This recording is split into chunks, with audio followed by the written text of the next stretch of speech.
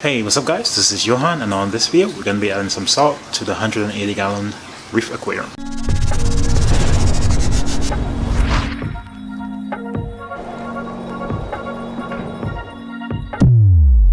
Alright guys, so like I said, we're going to be adding salt to the 180 gallon reef tank. Right now it is just being filled up. The last little bit is being filled up by some RODI water, and you can see it there. Right now I'm just running some of the flow pumps, some of the return pump and one of the flow pumps, just to see what it looks like right now. You can see all the bubbles and stuff that's built up from when you set up a new aquarium with RODI water. Last week I tried to upload a video, but it got corrupted, so no video from last week. So in that video, what I did last week was show you guys the plumbing.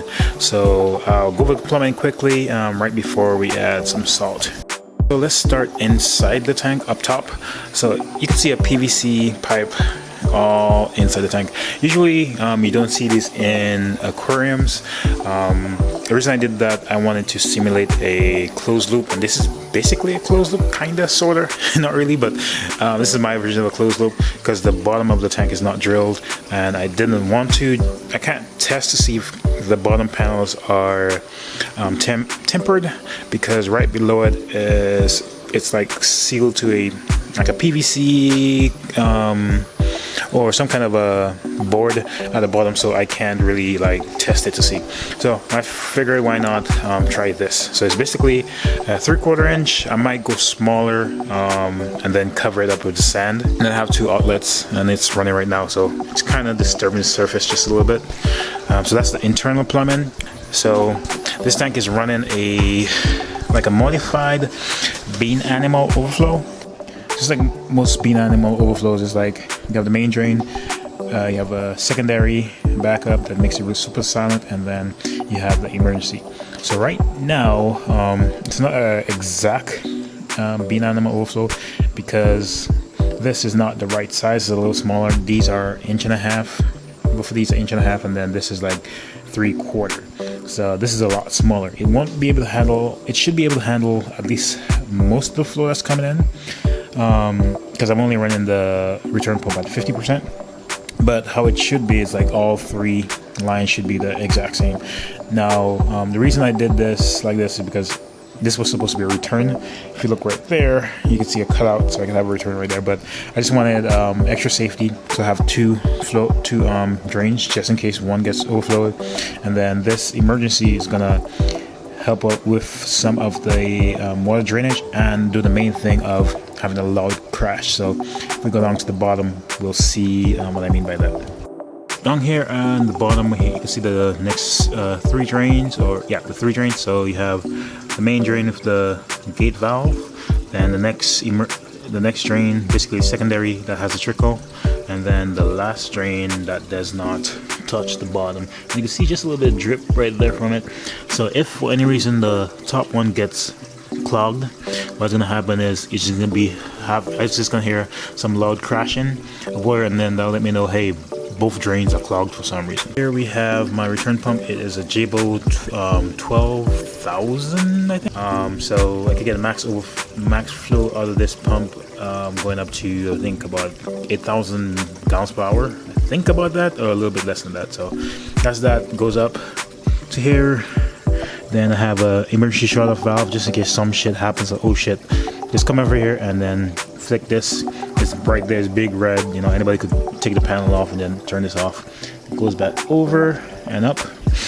From there, from the bottom, it comes up here. It goes into a plunger type gate valve, or not gate valve, plunger type siphon break. So it stops the siphon.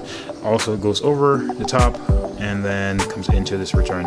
And now it's white. It kind of looks standoff, but it's on the back side of the Peninsula Aquarium, and over time that's gonna be growing over algae. You can see some old algae I did not scrape off properly. That's fine. I'm gonna leave it in there and let that seed the aquarium, whatnot. And I also have a little hole that's drilled for siphon break, and then that return. So that's the entire flow I have right now and my plumbing. So let's go into start mixing up some salt. So my choice of salt is Instant Ocean Reef Crystals. I've used this salt for a lot of years, many years, and never really had any problems with it. directly just using this salt. I did run into some issues when I mixed it up with the regular instant ocean and reef crystals, but just using this on its own for my purposes is perfect. If you guys seen my 75-gallon aquarium and my 20-gallon nano build, I've always used this, and I get great results with this. And the salt mixes up in like about 4 hours and is completely clear. So for me, it's perfect. So.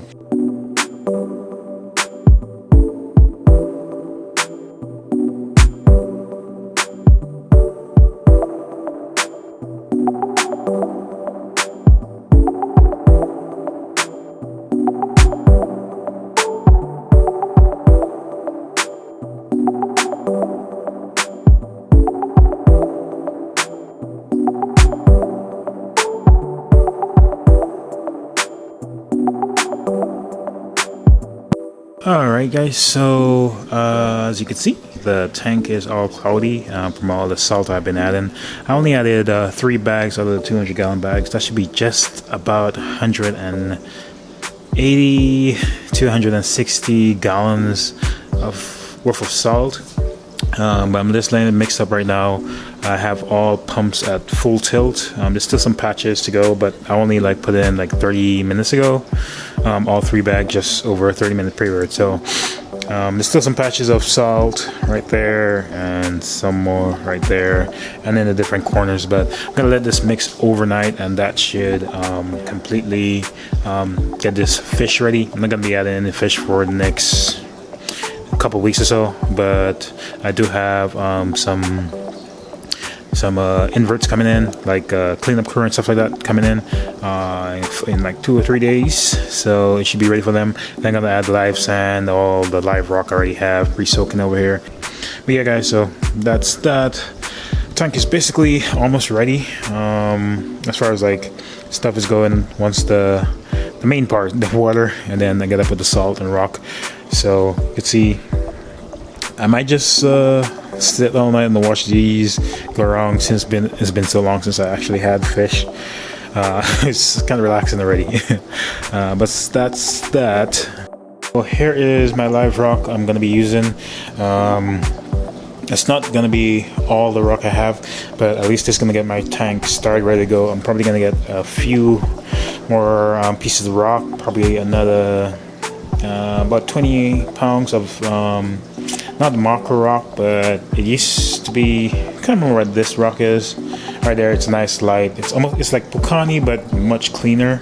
I haven't seen it in a while, but I'll just try to see if I can track it down from BRS or something.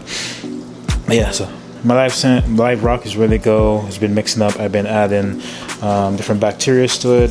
I can't find my other one, but I have this one, Biodigest by Prodibio. I've been using it for about a year or so now. Well, not a year, but I used it for a year when I was still in the hobby, when I was still at my last house. And then over here, I got my quarantine tank set up for my fish that I'm planning on getting. It's just some live rock, hyposalinity. Then I got one of my pumps running, and then I got a little filter. I had another pump in here. I took it out to mix the salt. So that's that. So tank is coming together. Once the salt mix up overnight, then we'll go from there. So I'll see you guys in the morning. Alright guys, so it's about morning time. Not exactly. Woke up this morning and tank was clear, but not completely all salted, so I put some more salt in there to get to 1.026. But it's just not 24 hours, but a little, about let's say 14 hours or so since it's since I started it. Started putting salt in the tank, and it's pretty much clear. Been running some pumps throughout, but I took them all out, put the pipe back in there, and actually put a new pipe in there because I didn't like the size of it. It was a little bit too big, so I put some 1/2 inch plumbing in there instead of a 3/4 inch, made it a little smaller, so you can see where I reduced it right there. So that way I could get a little bit more, it will hide under the sand a little bit better. Yeah, so that's that. That's good to go. I just need to do one other thing before I start putting sand in here, and then that should be it for this video. And then I'll do the next video of putting in the sand in there. So just plug that pump in. You can see it starting up. Bang. And what I might do for this is get some random flow generators for both sides, and then that way I have a little bit more flow and it's just going all over the place. So cool. I get a nice little surface agitation, so I don't need to put a pump right there on this side. And then I can show you guys the long way. So now it's all cloudy again because of the bubbles, but that will clear out in like a little bit, and you can kind of see all the way down. Besides the pipe in there, once I put the sand, you won't see that. And then once I put the rock scape up there, it'll kind of hide it, so you don't really see the pump on this side, but you kind of do see it over here. And once the water starts getting a lot more clear, once I start putting filter socks and stuff in there, then it's actually gonna see it more. But I'll do something, probably put some rock up here, but I wanted to keep it where I can still service the pump whenever I need to, and that's a great access. I know it's a bit of an eyesore, but over time I'll probably get more rock and just build it up to like about here, so where you can't really see it. And then I do have my arch rock that I did use for my 20-gallon nano, so that should be good. But yeah guys, so that does it for this video.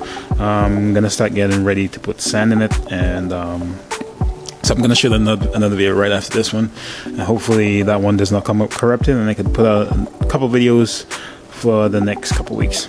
Alright guys, if you like this video, go ahead and hit the thumbs up and subscribe, and I'll catch you guys in the next one. Bye.